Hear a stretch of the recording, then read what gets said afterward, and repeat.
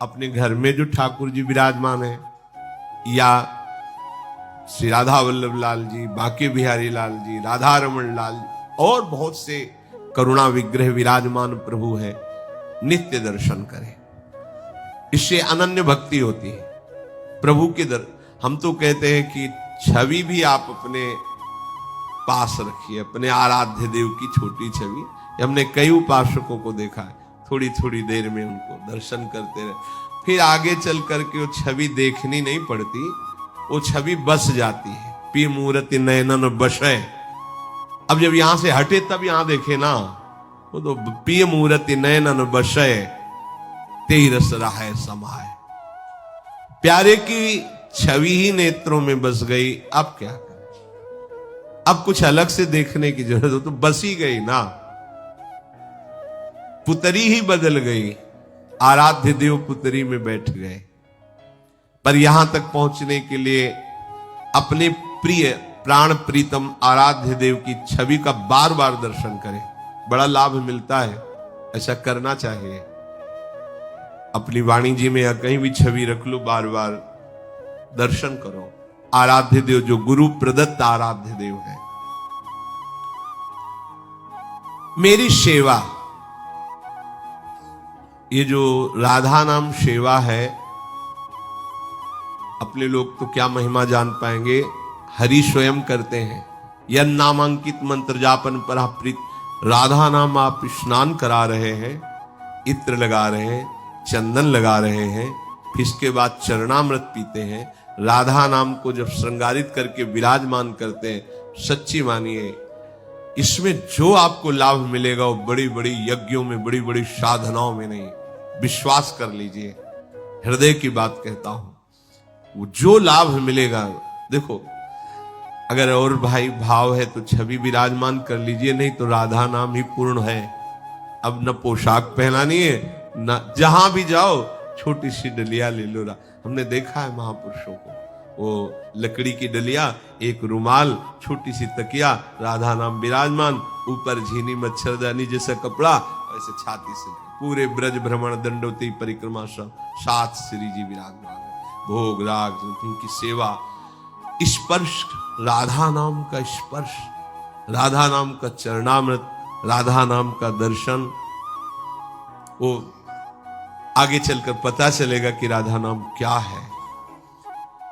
सेवा और फिर स्तुति, अनन्य भक्ति प्राप्त करने के लिए हमें लगता है कि सबको यमुनाष्टक याद होना चाहिए। ब्रजाधिराज नंदना मुदा वगात्र चंदना, अगर 3 बार यमुनाष्टक आप रोज कहेंगे तो यमुना जी के अवगाहन का फल मिलेगा, और इसी जन्म में राधा वल्लभ लाल की प्रिया प्रीतम की प्रेम लक्षणा भक्ति, और शरीर रहते या शरीर छूटते प्रियानुगाह, प्रियाजू के अनुगत सहचरी भाव की प्राप्ति। यही राधिका पते पदाब्ज भक्ति मुत्तमा, मवापिशा ध्रुवम भवेत परत्र तत्प्रियानुगाह। हित सजनी जो कह रही, इतना भी संशय मत करना, श्यामा श्याम की उत्तमा प्रेम लक्षणा भक्ति, और शरीर छूटते या शरीर रहते सहचरी भाव की प्रियानुगत, वो सहचरी रूप की प्राप्ति। और भी स्तोत्र संस्कृत नहीं आती तो पद है ना, एक एक अक्षर स्तोत्र है चतुरासी जी के। कोई भी पद श्री जी को श्रृंगारित करके सुंदर श्रृंगार के पद। फिर वंदना, 4 परिक्रमा अपनी कुटिया की करो, अपने आराध्य देव की। फिर साष्टांग या पंचांग दंडवत, एक दिन बताया था कि इससे बहुत लाभ मिलेगा। अगर स्त्री शरीर है तो पंचांग, प्रणाम किया, फिर खड़े हो गए, हाथ जोड़ा, फिर मंत्र जपा, फिर प्रणाम किया, फिर 11, 5, 7, 21, 51, 108, जितनी आप कर सको रोज अपने आराध्य देव की दंडवत करो। ये अनन्य भक्ति प्राप्त हो जाएगी। ये हमने गुरुजनों को भी देखा है, श्रृंगार करके श्री जी का सिंहासन, 4 परिक्रमा की और साष्टांग दंडवत, कभी 21, कभी 51, जैसी तुम्हारे शरीर में सामर्थ्य हो ऐसे पुराने महात्मा जन करते रहे हैं। और सब में जो भी तुम्हारे व्यवहार में आवे सामने, तो आपको इतना सोचने में क्या जाता है, इसके हृदय में राधा वल्लभ लाल जो विराजमान, इससे अनन्य भक्ति मिलेगी। जो ही सामने कोई दिखाई दे, हाँ इसके हृदय मंदिर में ये रूप तो मायाकृत है, इसके हृदय में राधा वल्लभ लाल विराजमान। जैसे सीमेंट और ईंट के मंदिर में या लकड़ी के मंदिर में हम भावना करते हैं हमारे प्रभु विराजमान है, तो राधा वल्लभ लाल जी की प्रथम सीढ़ी में ही प्रणाम शुरू हो जाता है। जब राधा वल्लभ लाल जी के मंदिर की तरफ भावुक जन पैर पधराते हैं, तो पैर रखने के पहले प्रथम सीढ़ी को प्रणाम करते हैं। प्रथम सीढ़ी जो अभी बहुत दूर है, क्यों? ये सीढ़ी हमें राधा वल्लभ लाल जी तक ले, ऐसे ही हम उसके चरणों में प्रणाम करें। इस मंदिर में राधा वल्लभ लाल जो विराज, ये अनन्य भक्ति के लिए अनिवार्य है। और धैर्यवान होना चाहिए। कैसी भी दुख सुख की परिस्थिति आवे, विचलित मत हो। गर्म हवा आई है, निकल जाएगी। विपत्ति आई है, चली जाएगी। किसी हमारे ऐसे कर्म का फल है जो बहुत करके भोगना था, थोड़े में भगवान भोगवा रहे। धैर्यवान बने, नाम न छूटे, भगवद आश्रय न छूटे, विचलित मत होना। और किसी भी वैष्णव संत को देखते ही ग्रीवा झुक जानी चाहिए। इसमें संप्रदायवाद नहीं चलेगा।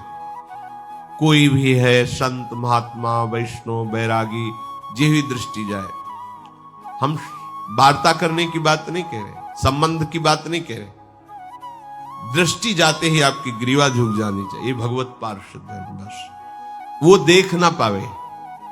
यदि व्यवहार से बचना चाहते हो तो ये सावधानी रखनी पड़े, वो देख ना पावे। क्योंकि व्यवहार रखने में फिर श्रद्धा में कमी आ सकती है, आपकी भावना में ठेस लग सकता है। हम व्यवहार शून्य भगवत भाव रखें।